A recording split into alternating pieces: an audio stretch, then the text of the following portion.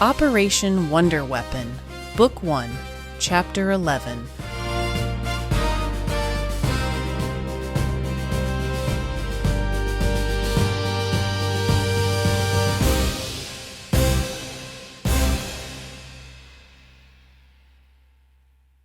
The Audit. The ration office in America was a drab industrial box of windows overlooking a manufacturing warehouse. Mr. Devereaux, the factory manager, was already sweating when the door swung open. Colonel Ashburn stepped in briskly, clipboard under his arm, eyes hard. Behind him came someone Devereaux hadn't expected at all. A short, grandmotherly woman in a neat blue skirt suit and lavender hat, handbag tucked primly under her arm, government badge clipped to her dainty lapel. She smiled as though she'd wandered into a church bake sale instead of a war factory. Mr. Devereaux, Ashburn said, clipped as the fairy godmother shook the confused manager's hand vigorously. this is Miss Godfrey. Washington has empowered her to conduct a special audit of ration production. You'll extend her every courtesy. Devereaux blinked. Audit? No one informed me. War leaves little time for courtesies. Mrs. Godfrey cut in cheerfully, already bustling past him. She plopped into his chair, plunked her handbag on his desk, snapped it open, and began pulling out neat stacks of forms, each one bristling with requisition codes and signatures. Now then, I'll need your supplier ledgers, invoices, shipping manifests, quality control logs, and, oh yes, your staff rosters. Please. Her pleas landed like a gavel. Devereaux sputtered. Ma'am, those are highly technical documents, trade codes, distribution clearances. Oh, how clever. She chirped. I do love technical things, Colonel. Ashburn dropped his clipboard on the desk with a snap. She has clearance, Devereaux. Produce them. Her assistants, 3 brisk young clerks, were already dragging open filing cabinets, sliding ledgers across the desk, sorting papers into crisp stacks. Devereaux swallowed. But this will take time. Oh no, dear, we'll be quick. She leaned forward, peering through her spectacles at the top sheet. Because this supplier here She tapped one line with a neatly gloved finger. doesn't exist. No rail address, no warehouse, just a ghost name on your books. The dreadful little Sid, isn't it? Her tone was warm, her smile radiant, but her eyes pinned him like a butterfly. Devereaux's throat clicked. I'd have to check with... Of course you will. She said pleasantly. While you do that, Colonel, please have the clerks trace every pound of sugar through this manifest. I want to know where it came from and whether the paperwork matches the rail records. Yes, ma'am. Ashburn said dryly, already barking at the clerks. Devereaux tried to regroup. Madam, surely these forms require interpretation. You can't possibly... Oh, but I can. She interrupted brightly. She pulled another sheet free, humming as though she were sorting recipes. For instance, this batch of cocoa. You've logged it at 30, but the rail docket says 24. Where did the extra 6 tons come from, I wonder? Her eyes twinkled. An obscure company selling cheap filler, perhaps. Far below market prices. Devereaux went pale. One clerk stifled a laugh. Ashburn shot him a warning look. Mrs. Godfrey beamed at the manager again, as though nothing were amiss. Would you like a biscuit? I always find audits go down easier with a treat. Devereaux sank into his chair. He suddenly wasn't sure whether he was going to time out or jail. Curse stats. The lamps in the Munich war room burned low, casting long shadows across charts pinned with black markers. Radio operators carried fresh decrypts, their boots clacking on the parquet floor as aides scribbled tallies onto chalkboards already smeared with numbers. Dr. Ryder stood near the central table, uniform crisp, hands folded behind his back, watching as a young statistician cleared his throat. Final report from Italy, sir. Based on distribution data and confirmed sightings, The curse achieved between 65 and 75% transformation rates within the tower's radius. The median figure, He tapped the chalk. 71%. Murmurs swept the table. An SS colonel allowed himself a thin smile. More than we hoped. Naples should have collapsed overnight. Another officer added. The roads are clogged with beasts and carrion. By our logic, the city ought to be empty. And yet it is not. The voice was Himmler's, flat and displeased. He gestured, and another aide stepped forward with a file. Reports from the Italian front, Allied radio traffic confirms Naples still holds barely 10,000 defectors, and it still holds. The smiles faded. They are digging in. An Obersturmbannführer, lieutenant colonel equivalent, said grimly. Supply dumps intact, command still functioning. And worse. He hesitated. The defenders are led by a figure, a knight in black armor. Helmet sealed, visor glows red, commanders defer to him. The mirrors show him tipping up Hansa with his bare hands. The room stiffened. A prototype exosuit? One suggested. A magical construct. Hissed another. The Allies have their own witch. Or the fairy godmother herself. This reeks of her interference. Ryder said nothing. Beside Ryder, Maleficent lounged in her chair, smile curling sharp. She tilted her head, eyes glinting as she murmured just loud enough for him to hear. Oh, how delicious. You drained your little puppet dry, left him for scrap, and now a black knight tears your war apart. A shame you missed your masterpiece. Ryder did not look at her. Unconfirmed. She savored his discomfort. The officers ignored their aside. One banged his fist on the table. A few thousand men cannot hold Naples. Strikes the night and the city falls. Another shook his head. No assassin could prevail against him. His command rivals our own best. He cannot be reached, let alone killed, as things stand. A third leaned forward, voice harsh. The mirrors confirmed his forces are swollen with half-mutants. We broadcast the curse, and we cut thousands from their ranks. They will be watching for it now. Another countered. The first chant was concealed in the radio.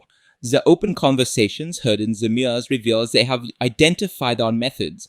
We cannot repeat the trick. What if we send the sorceress herself to Naples? One ventured, nodding toward Maleficent. They are all concentrated there, no radio needed. A ripple of unease. Another officer's voice came low. If we reveal her, the Allies will know. If they discover we command a Fae, the Reich's greatest secret is undone.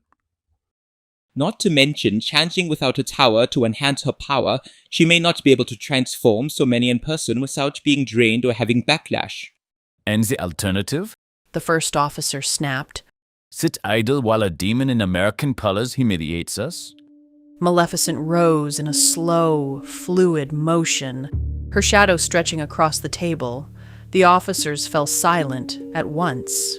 You speak as though I were porcelain, she said, voice silken. I could walk into Naples tonight and then make their pitiful defense. In fact, her lips curved faintly. Naples hides a treasure of its own, a legend, a sorcerer, an egg sealed within a fortress, Castel dell'Ovo. As long as the egg remains unbroken, Naples will endure. One colonel scoffed. We don't have time to sift old wives' tales. Her eyes snapped to him, burning green, and he faltered. She let the pause stretch, savoring his discomfort. Truth or tale is irrelevant. Belief feeds power, and that power is mine to shape. With it, I will turn their fortress against them. Even your Black Knight will be nothing, once his army lies shrieking as beasts at his feet. The room was still. No one dared breathe too loudly. The image was too vivid, too possible. Ryder looked to Maleficent. Would reinforcing this curse bring about the backlash effect you spoke of? Maleficent tapped the map with one long nail. Another curse upon this scale would tear the fabric. I have told you this. But to feed what is already woven, that is different. A song already sung may be repeated. Reinforcement on men already cursed does not call the backlash. Ryder finally spoke to the officers, precise and surgical. There is risk in sending her. Every miracle invites a countermeasure. If we expose her, the allies will adapt, just as we do. But his eyes landed on the map. If neighbors holds, it becomes a symbol, a crack in our miracle. That cannot be allowed. Himmler's dark gaze cut across the table. Then we balance risk with necessity. Neighbors is to be broken. The night unmasked. If sorcery is required, we use it quietly. He turned his eyes to Maleficent. You will go. Her smile deepened. Ryder did not smile. He only stared down at the pins clustered stubbornly around Naples. Somewhere beneath that black armor, if her taunt was right, was the unfinished work he had abandoned, making him responsible for their current obstacle.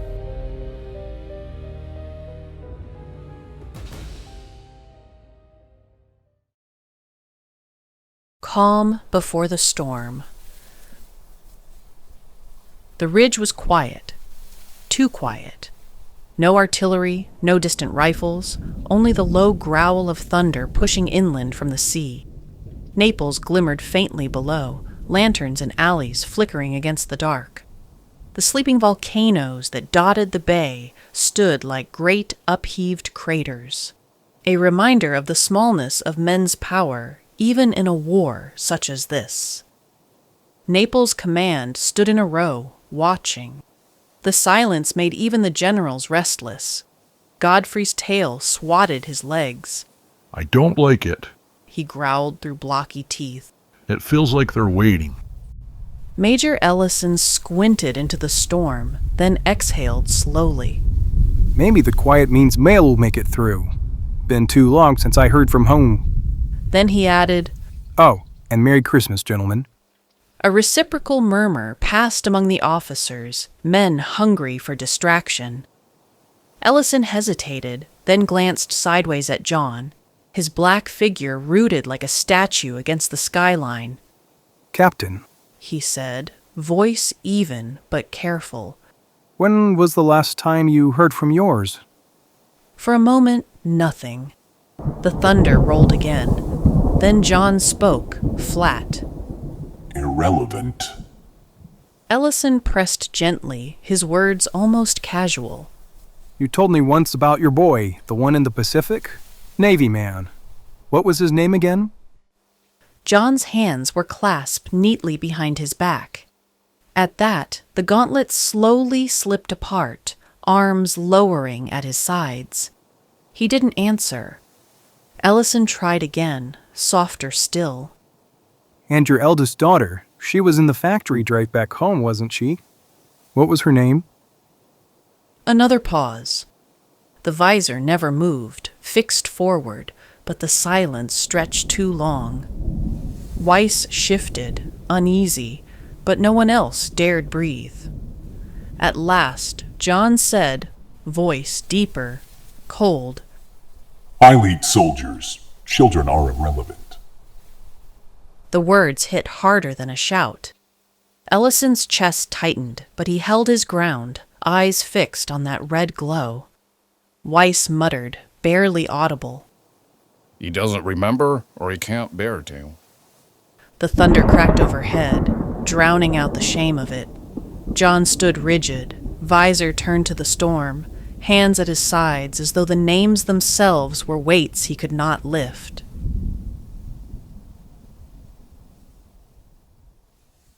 Follow-up curse.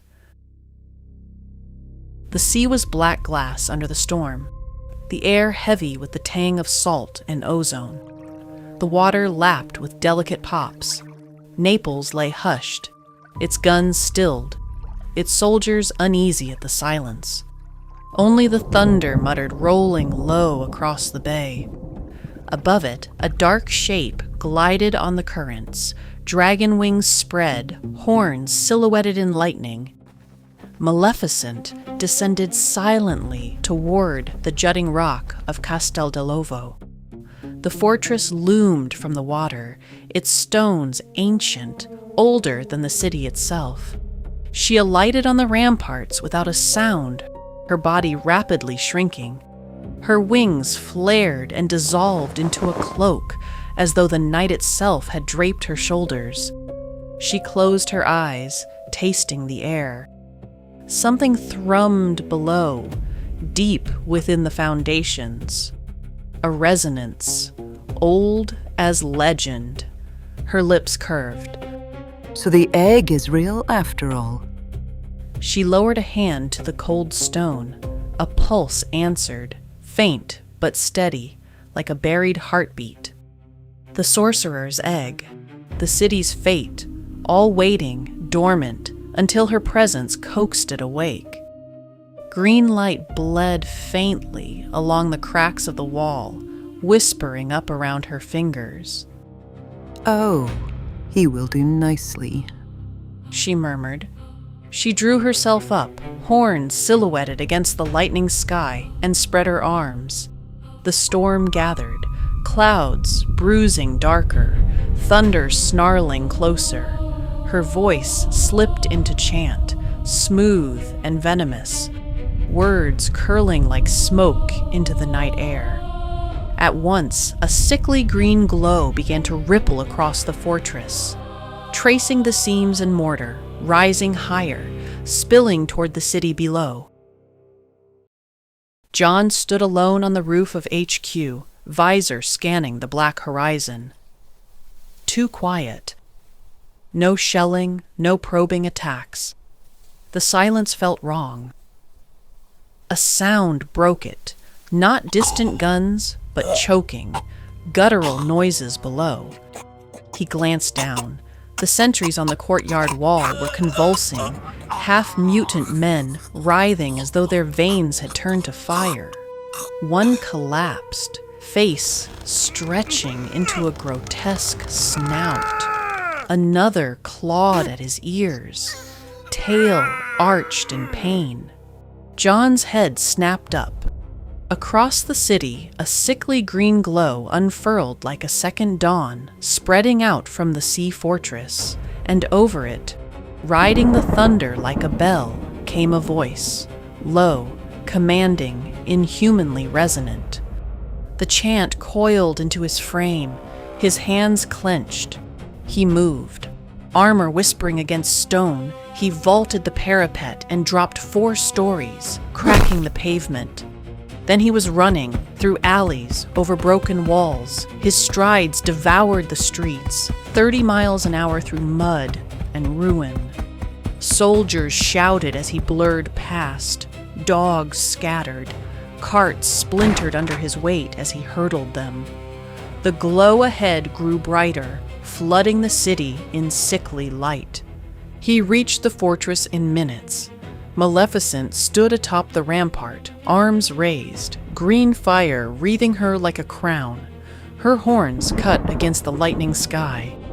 He didn't hesitate. He surmounted the wall like a gazelle, vaulted, and in one motion, seized her by the horns.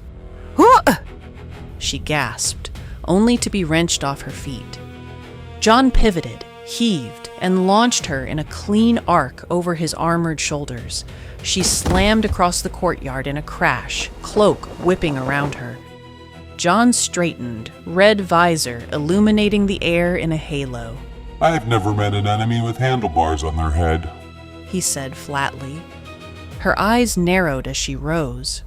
Green fire curled tighter around her staff as she summoned it back to her with a snap. You should not be here, wooden soldier. I have work to finish. John moved fast, too fast for something so heavy, his strike forcing her to vault backward in a spiraling side twist, cloak hissing through the rain. You're wasting yourself, she called across the stones. Sparks flared as her staff met his gauntlet. The suit deflected the magic. The city is already breaking. By dawn, your men will be beasts. John's voice came flat, metallic. I don't need men, only enemies. Her gaze sharpened, not mocking, but measuring. Do you even remember what you defend? Rain hissed as her words settled. John reset his stance. You've bound yourself to a madman, a twitching sot, too feeble to win against soldiers, so they murder children by the thousands. Ovens, gas, starvation. His gauntlets flexed. The red glow of his visor didn't waver. Who is the puppet here? Your ignorance of what you ally with is stunning. She struck again, staff ringing against metal.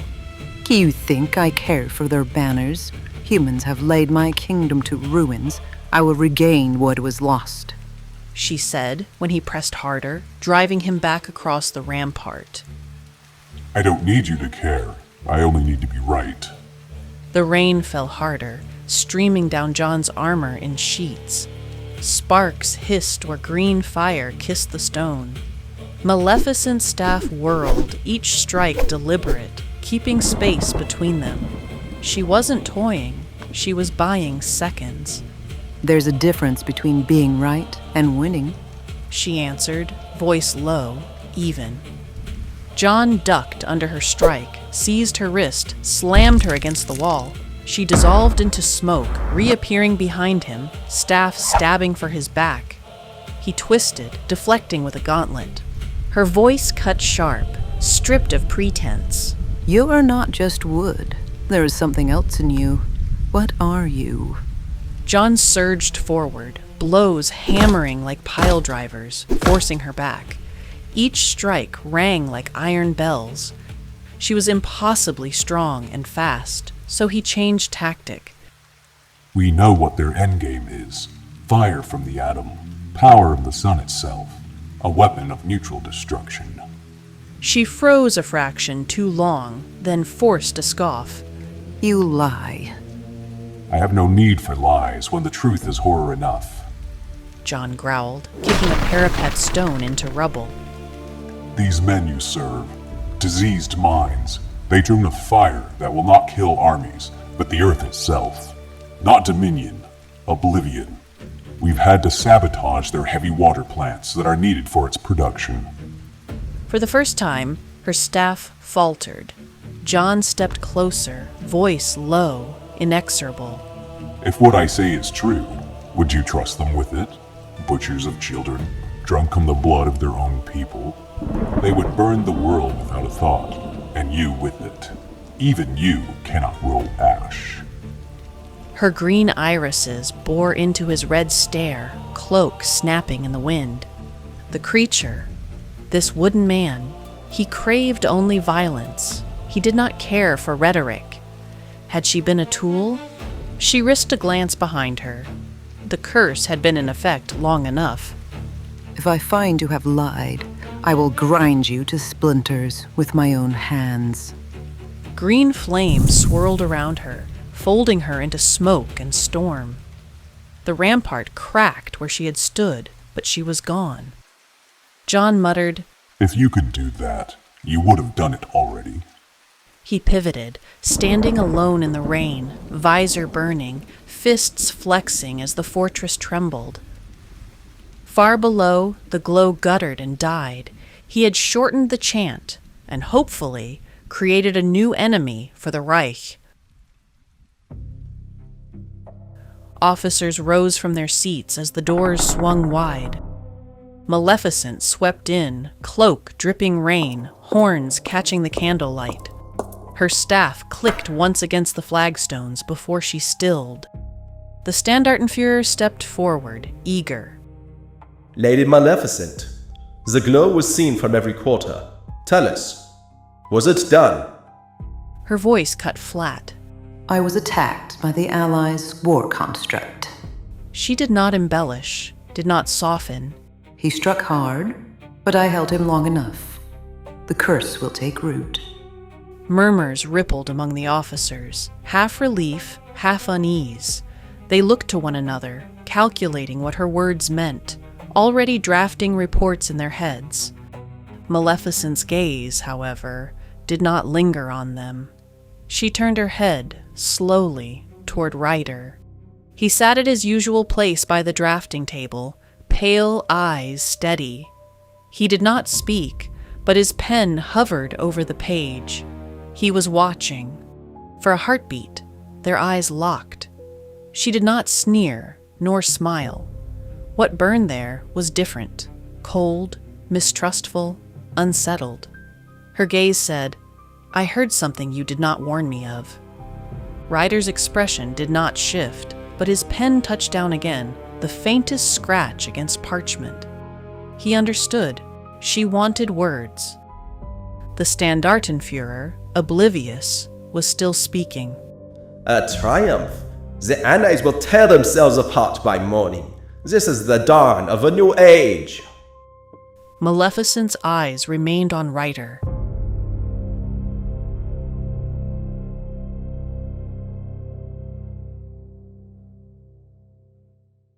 American Magic Quest. Back in America, supply maps were spread across the table, pins and colored grease pencil marks crisscrossing Europe and North Africa. Ashburn stood with his sleeves rolled, tapping a pencil against his clipboard. The fairy godmother sat stiffly in her chair, looking out of place in a plain U.S. federal office. Her silver hair pinned tight, navy blue suit dress, impeccable. Ashburn cleared his throat. We've confirmed it, ma'am. The rations were tampered with at the manufacturing level. Ground herbs baked right into the chocolate, coffee, and tobacco. Subtle, but potent. The fairy godmother's lips thinned. Circe's hand through theirs. They poisoned not only bodies, but trust itself. Ashburn nodded, grim. We've already moved through the War Department. Contracts are being purged, suppliers checked. All point to German insiders. But we still have two problems. He tapped the map. First, contaminated rations already in the field. How do we track and pull them back? The fairy godmother's eyes drifted across the map, unblinking. Camp by camp, shipment by shipment. There is no spell for this, Mr. Ashburn, only work. If it is to be done, it will be done by ledger, not wand.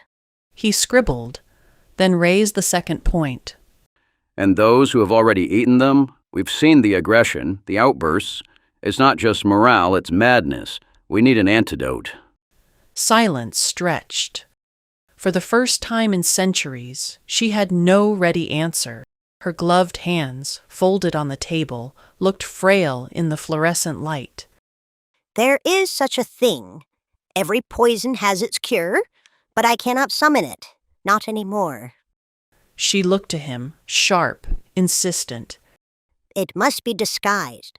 Medicine, supplement, ration bar, whatever they will accept.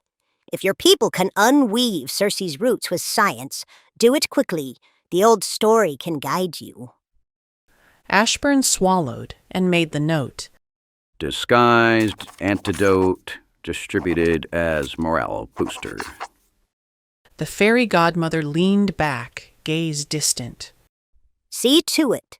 And while they work with powders and papers, I must look elsewhere. If I cannot wield magic, I must find it. This country hides old powers. Tribes with visions, hills with charms, songs older than kings. Somewhere, something remains. I will find it. Ashburn looked up. And if there isn't? Her face hardened. Then heaven help us all. The army jeep rattled to a stop at the edge of the settlement. Dust drifted on the wind, clinging to tar paper houses and rusted stovepipes. Children peeked from door frames, then darted away as the visitors stepped down.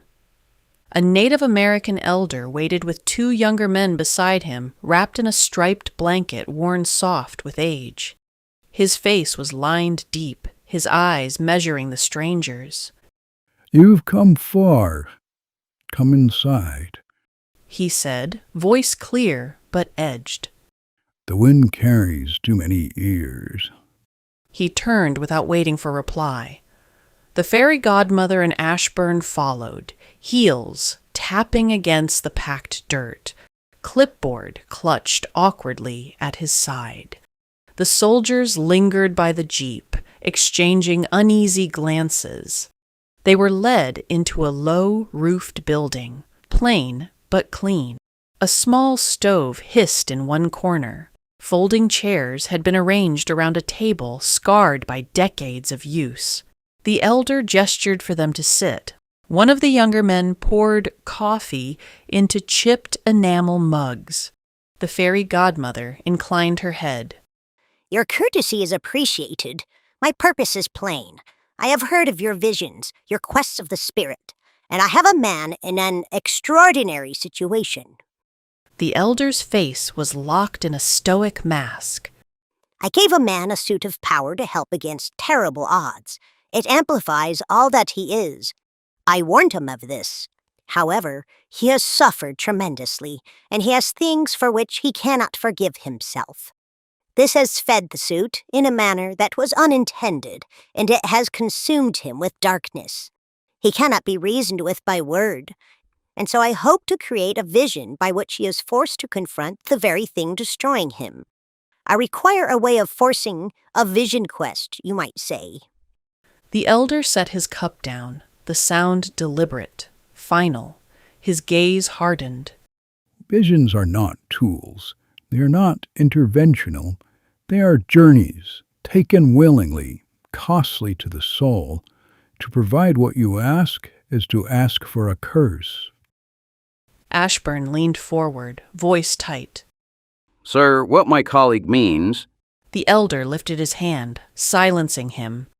We have seen what is done when gifts are twisted into weapons. You will find no such thing here. The fairy godmother's jaw set. The world burns. Do you think this place will be spared? The axis has already stretched across oceans. If there is power in this land, it must be used. The elder's eyes narrowed. Power taken wrongly devours the hand that seizes it. What you seek will turn against you. For a long moment, the room held only the tick of the stove. At last, the elder rose.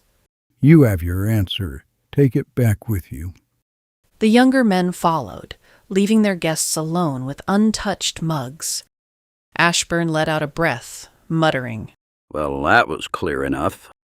The fairy godmother sat rigid, hands white in her lap, gaze fixed on the dark liquid in her cup. America must have magic somewhere. Her voice was low, edged with frustration. We will look elsewhere. She rose, heels striking the floor like a gavel, and swept back toward the waiting jeep.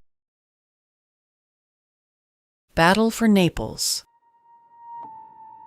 Naples, January, 1944. The streets of Naples echoed with the clatter of hooves. These had been unfinished mutants. Now their curse was complete. But this time, there was no panicked gunfire, no accidental massacre. And so the men watched, jaws tight, as comrades staggered and slipped away, uniforms tearing, bodies contorting. Horses bolted through alleys, sprinting into the hills. The city bled soldiers without a single shot fired. Naples had not been killed. It had been emptied. From around 10,000, they were down to 6. 6,000 if luck and mercy counted the civilians willing to fight. At HQ, colonels, majors, and a scattering of captains hunched over maps. Eyes hollow. Civilians shuffled in and out, carrying bread, buckets of water, crates of makeshift bandages, preparing for the inevitable. General Godfrey no longer joined them as a commander. He was shed of his uniform. He appeared as a docile bay, prehensile lip nibbling curiously, tail swishing when anyone acknowledged or patted his head in pity. John didn't sit. He stood at the head of the table, hands behind his back. His steel helmet caught the lamplight. His voice carried across the chamber like a hammer striking steel. A sorceress struck the city. She reasserted the curse. Now we know to some degree the who of the curse. Ellison swallowed, fists clenched. He muttered, How do we fight a witch? John's helmet turned toward Ellison. We don't. I gave it everything. It was like trying to fight smoke. But I may have planted seeds of doubt. I shared the rumors of the Nazis' atomic weapon, their genocide camps, their insane leader.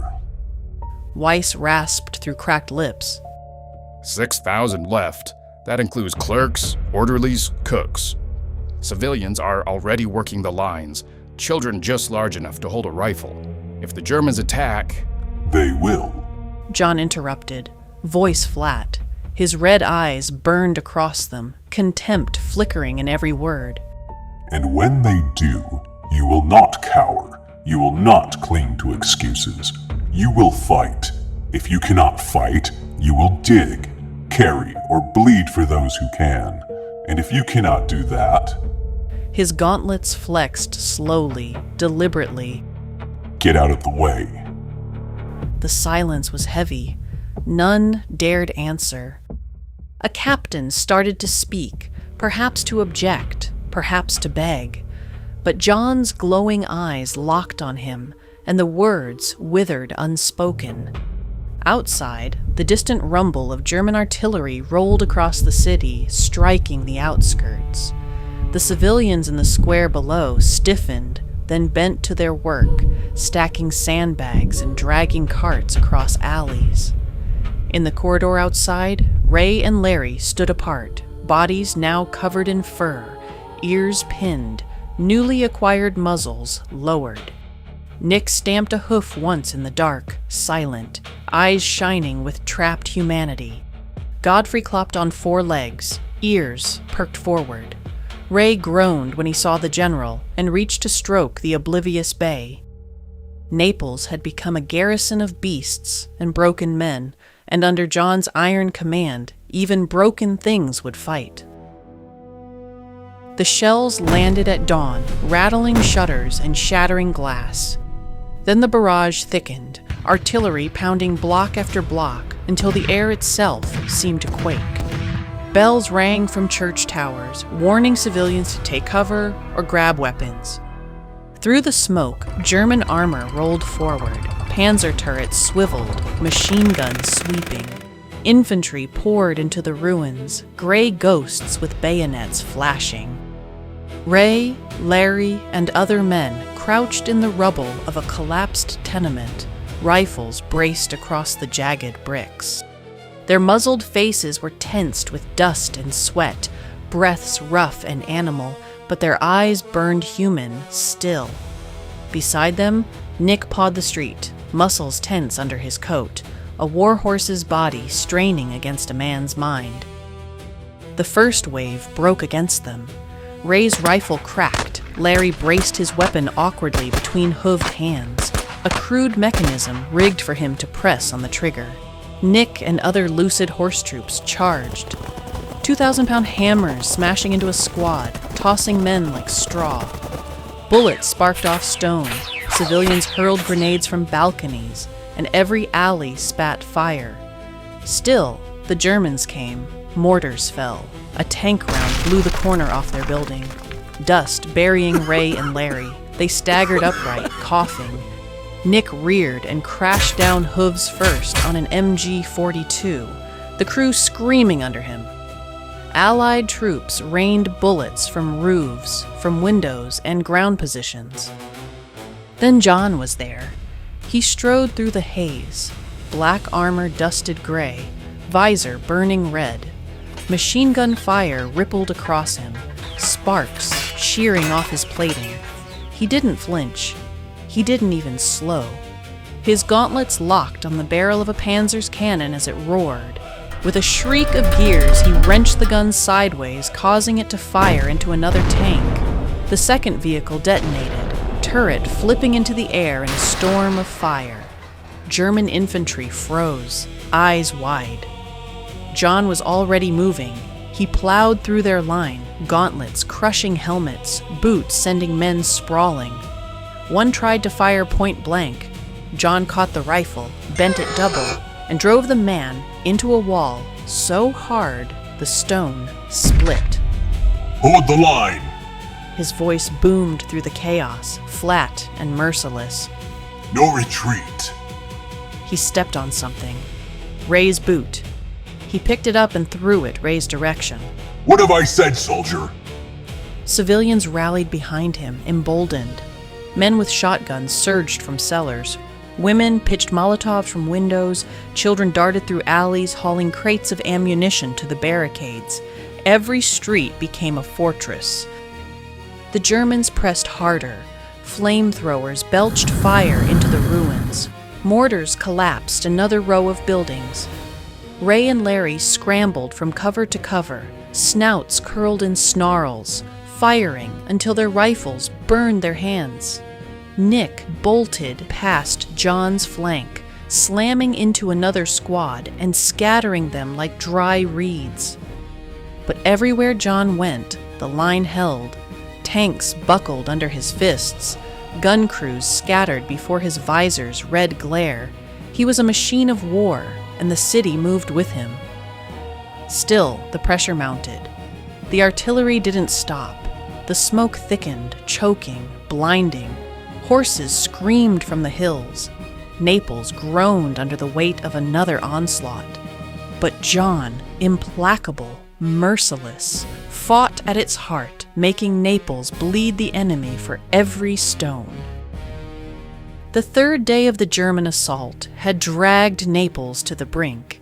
Barricades were crumbling, rifles overheating, and the air reeked of smoke and blood. Ray and Larry crouched in the husk of a bakery with others, rifles braced on the shattered counter. Their muzzles dripped with sweat, fur clotted with dust, breaths ragged like beasts in a slaughterhouse. Nick stamped the cobblestones, flanks quivering, warhorse body wounded and straining until he finally crouched and sat his rear on the ground. The Germans pressed forward. Mortars smashed the rooftops. Tanks crawled into the square, machine gun tracers chewing through plaster. Ray spat a curse between his teeth. We're not gonna hold much longer! Then came the sound. Engines. A rising growl, deeper than thunder. The sky trembled. P-47, thunderbolts tore through the clouds and screamed down, bombs tumbling into the German column. Fire and steel erupted in the streets past their lines. A panzer flipping like a child's toy. Infantry scattering as strafing runs stitched their ranks. The roar rolled across the city like a voice from heaven. For a heartbeat, Naples froze. Then the cheers erupted. Civilians poured into the streets, waving caps and rifles. Children pointed skyward, shrieking with glee. Even Nick reared on his hind legs, neighing to the sky as though saluting. White blossoms opened above them, parachutes, dozens of them, drifting down with canvas crates, ammunition, food, medicine. Larry tilted his muzzle up, ears twitching, then barked a laugh. Yay! He muttered, dripping sarcasm. More cursed rations. Ray slapped his shoulder, grinning to spite himself. Better than nothing. The two of them scrambled into the square, along with their fellow soldiers, hauling crates under fire, passing them off to civilians who dragged them into alleys.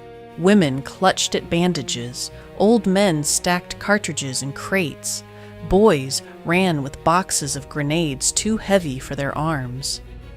John stood in the middle of it all, utterly unmoved by the chaos. He raised a gauntlet, and his voice cut through the square, flat and merciless. Don't waste it. Every round, every crate, put it in their teeth. Naples stands. The words hit like iron, but the city believed it might be true.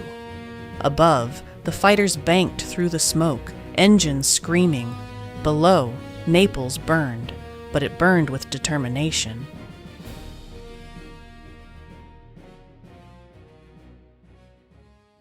Who is lying? The SS intelligence quarters buzzed like a hive. Typewriters clacked, Morse code rattled, voices barked orders into headsets. At the far end of the chamber, the two mirrors were worked full-time. Clerks scurried back and forth with reams of paper, translating the mirror's mutterings into dispatches. The door slammed open. Ryder strode in, Maleficent gliding behind him like a storm cloud. Officers stiffened, some rising to protest, but the sight of her silenced them. Green fire pulsed faintly from her staff, casting shadows across the walls.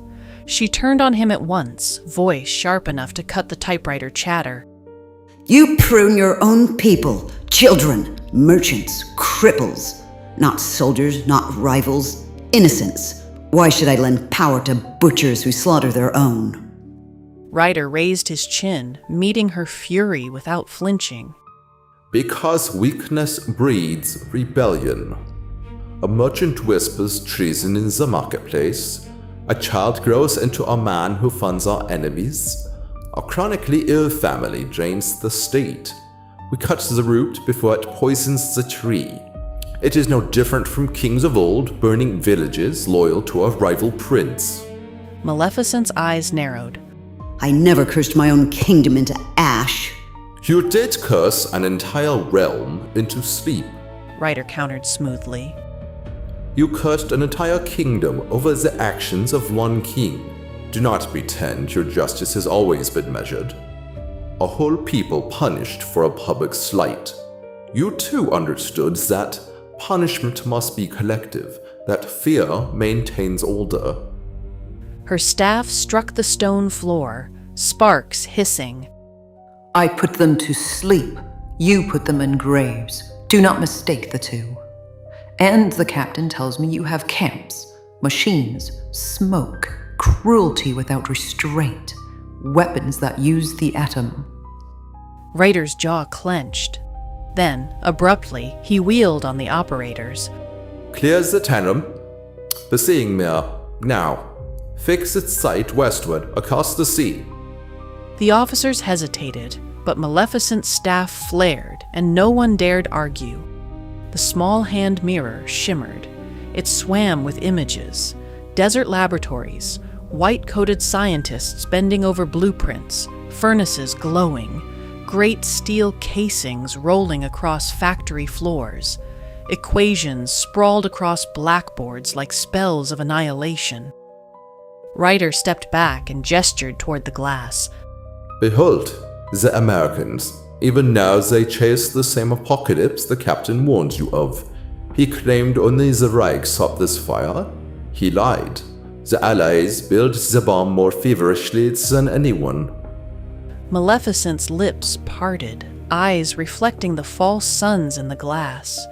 The typewriters stilled as even the clerks stared, unease crawling across their faces. He lied to me, she whispered. Ryder inclined his head, his voice softening. He feared you. He sought to make you doubt us. I give you truth. Cruel, yes, but truth nonetheless. And empires are cruel. Even that peasant nation is blood-soaked. Her grip on her staff tightened until the wood creaked. The green fire guttered, then steadied. Her gaze fixed on the American furnaces glowing in the mirror.